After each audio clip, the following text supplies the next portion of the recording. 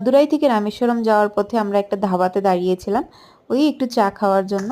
আর হাইওয়ের মাঝে ধাবাতে দাঁড়িয়ে চা খাওয়ার মজাই আলাদা।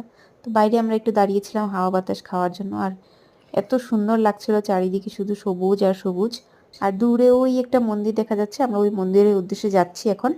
তো এই মন্দিরে না একটা নটরাজ মূর্তি আছে, যেটা পান্না রত্নের, আমার মনে হয় গ্রিন কালারের যে রত্নটা হয় সেই রত্নটা। তো সেটা দেখতে গেছিলাম, অনেক বড় মূর্তি একটা, কিন্তু এখন রত্ন দ্বারা দেখা যায় না কারণ সেটা পুরো চন্দনের প্রলেপ দেওয়া ছিল। আর এই আশেপাশে গ্রাম্য পরিবেশটাও খুব ভালো লাগছিল, তো সেটাও তোমাদের সাথে একটু শেয়ার করছি যে সাউথ ইন্ডিয়ার গ্রামগুলো কেমন থাকে। তো যদি ভালো লাগে আর ভিডিওটা লাইক করে দিও, আর সাবস্ক্রাইব না করা থাকলে প্লিজ একটু সাবস্ক্রাইব করে দিও। আর কিছু জানার থাকলে এই ট্রিপের বিষয়ে প্লিজ আমাকে জানিও। তো চলো এখনের জন্য বাই।